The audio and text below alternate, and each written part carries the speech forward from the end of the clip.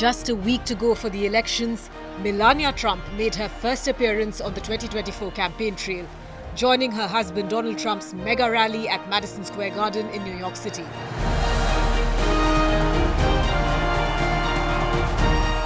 Melania Trump was part of a star cast as Republicans pulled out the big guns for the former president's homecoming. Thank you very much, everybody.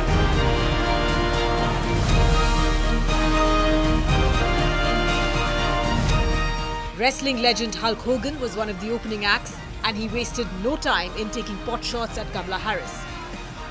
You know, when I hear my president and our president, Donald Trump, speak, he sounds for real, brother. He sounds like he has a heart of gold that's all for the USA. But when I hear Kamala speak, it sounds like a script from Hollywood with a really, really bad actress. TV host Tucker Carlson heaped praise on Donald Trump and claimed the vice president has a low IQ. 10 days from now, to look in the eye to America with a straight face, it's going to be pretty hard to look at us and say, you know what? Kamala Harris, she got 85 million votes because she's just so impressive.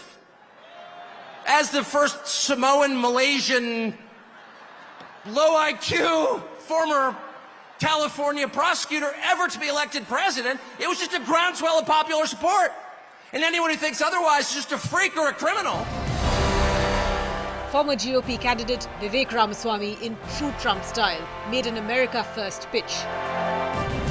If you want to seal the border, vote Trump. If you want to restore law and order in this country, vote Trump. If you want to grow the economy in this country, vote Trump. If you want to revive national pride in this country, vote Trump.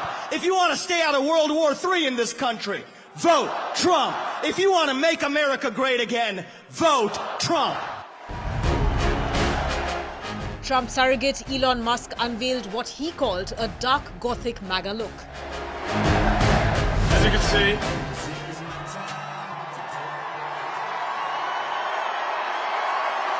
I'm not just MAGA, I'm dark Gothic MAGA. Well, the energy in this room is incredible.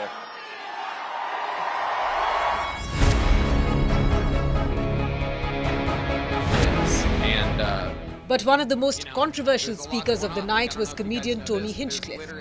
He made a series of jokes that lent on racist stereotypes, like calling Puerto Rico a floating island of garbage.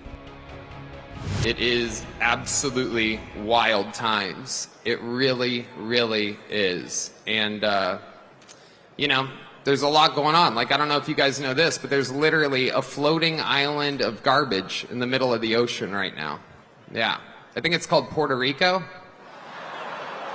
Okay. All right. Okay. We're getting there. Now, again, normally I don't follow the national anthem, everybody. This isn't exactly a perfect comedy setup. There's some people here. All right. Very good. Hinchcliffe's comments sparked furious reactions from fellow Republicans as well as Democrats. I need people to understand that when you have some a-hole calling Puerto Rico floating garbage, know that that's what they think about you. That's just what they think about you. It's what they think about anyone who makes less money than them. It's what they think about the people who serve them food in a restaurant. It's what they think about the people who fold their clothes in a store. Like, You're dude, right. are you serious? The Like, are privilege you of being- serious? Yeah, the privilege of being on this campaign is traveling across the entire country. There are hundreds of thousands of Puerto Ricans in battleground states that need to send them a message.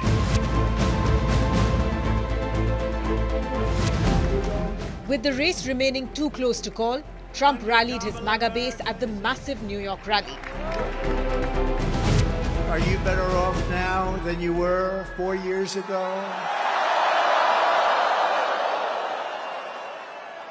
I'm here today with a message of hope for all Americans. With your vote in this election, I will end inflation. I will stop the invasion of criminals coming into our country.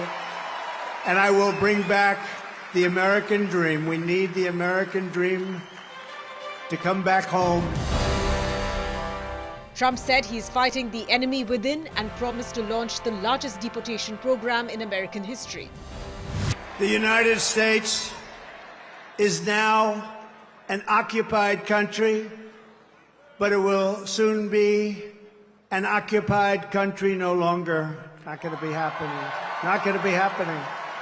November 5th, 2024, 9 days from now, will be Liberation Day in America. It's going to be Liberation Day. On day one, I will launch the largest deportation program in American history to get the criminals out. I will rescue every city and town that has been invaded and conquered, and we will put these vicious and bloodthirsty criminals in jail. We're going to kick them the hell out of our country as fast as possible. With New York typically leaning heavily towards Democrats, Trump's decision to hold a rally at Madison Square Garden 1 week before elections is being seen as a defiant message to Kamala Harris. It's a city where he has faced multiple legal challenges amidst the campaign.